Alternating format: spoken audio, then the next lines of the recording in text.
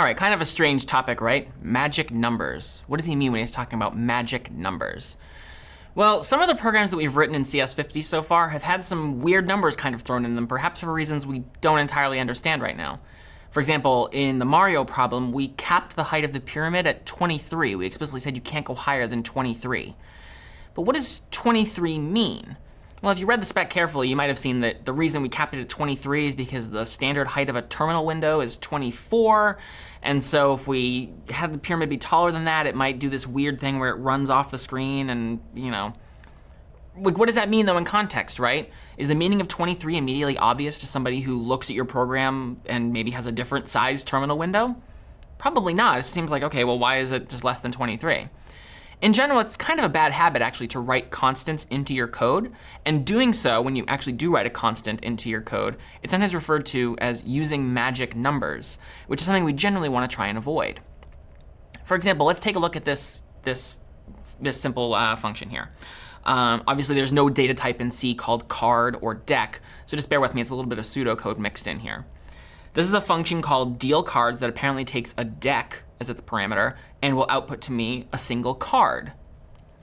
And I'm doing something here where I have a loop that runs from 0 to 52, and I deal a card. Well, we've got a magic number in here, right? Do you see what the magic number is? Or more importantly, do you see what the problem is here? Particularly if this is just one function in its own file in a folder that contains a bunch of different files, each of which does another thing to a deck of cards. Maybe it shuffles them or deals a hand of 5 cards instead of a single card. Do you see what the problem could be here? Do you see the magic number I've injected into the code? It's 52, right? Like, intuitively, we probably know, like, okay, like a standard deck of cards contains 52 cards.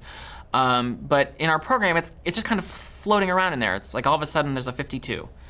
One way to resolve this problem is to do this. We're very explicitly now calling out the deck size as 52. It gives it a little more intuitive meaning when in the for loop later on, we then say I is less than deck size. It just seems better than saying 52. Now this does actually fix the problem. It does give some symbolic meaning to the constant. But it does kind of actually introduce another problem that might not be immediately apparent. Even if this variable is declared globally, do you recall what it means when we declare a variable globally versus locally? Even if we declare a variable globally, what if there's another function in our suite of functions that deal with card manipulation that inadvertently changes deck size, or it increases it by 1 or decreases it by 1? That could spell trouble, right? Especially if we're dealing with a set of cards where shuffling the full deck is required. If deck size is decreased by 1, for example, to 51, we're not actually shuffling all the cards possibly. We're leaving one of them out, and that value could perhaps be predicted or exploited by a bad actor. C provides what's called a preprocessor directive, which is also called a macro, for creating symbolic constants. And in fact, you've already seen a preprocessor directive, even if you haven't heard it called that, with #include. It's another example of a macro or preprocessor directive. The way to create symbolic constants, or giving a name to a constant so that it has more meaning, is as follows: #define, name, replacement. Really important aside here really quick, don't put a semicolon at the end of your #defines. So it's #define, name, replacement. When your program is compiled, what actually happens is the compiler is going to go through your code and replace every instance of the word name with whatever you put as replacement. Analogously, if #include is sort of similar to copying and pasting, then #define is sort of similar to find and replace, if you've ever used that feature in a word processing program, for example.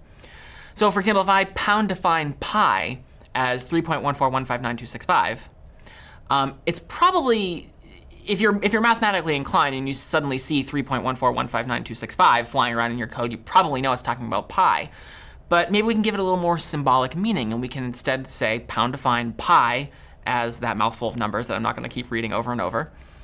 And what's going to happen then at compile time is when the program is compiled, the first thing that will happen is it will go through and it will replace, every time it sees capital P, capital I, it'll literally replace it with 3.14 and so on, so that you don't have to type it every time, but your program still has the functionality that you expect because you're working with manipulating, multiplying, dividing, whatever it is by pi. You are not limited to this substitution for numbers only. For example, I could pound define course as the string CS50. And in this case, when the program is compiled, pound define will go through the code, replace every time it sees course with the string CS50. You'll notice here also that I frequently pound define, all my defined symbolic constants, so to speak, are always in all caps. It's a convention, it's not required. The reason generally people will use all capitals when they're pound defining is just to make it really clear that this particular element of my code is a defined constant. If it was lowercase, it's possible that it might be confused with a variable, and that's probably not a good thing to do. So this particular solution is much better than either of the previous ones. If I first pound define deck size 52, then now my use of 52, or deck size here, is a lot more intuitive and a lot safer. You can't manipulate a constant. You can't say 52 plus plus. That's not going to convert it to 53. You can't change 52 to something. You can change a variable whose value is 52, which is the first fix we had before. And you could increase that variable to 53. But you can't say 52 plus plus and have that suddenly turn 52 into 53. 52 is always 52. And so you can't inadvertently change deck size here by manipulating it. Another good side effect of this, though, is that, are you aware that not all cards around the world, not all countries around the world use a deck of cards of size 52? For example, it's really common in Germany to use a deck size of 32, where they strip out some of the lower value cards. And in this case, if I wanted to port my suite of functions that deal with card manipulation to Germany, I could, in the first instance we showed, have to go and replace all instances of 5.2 in my code with 3.2.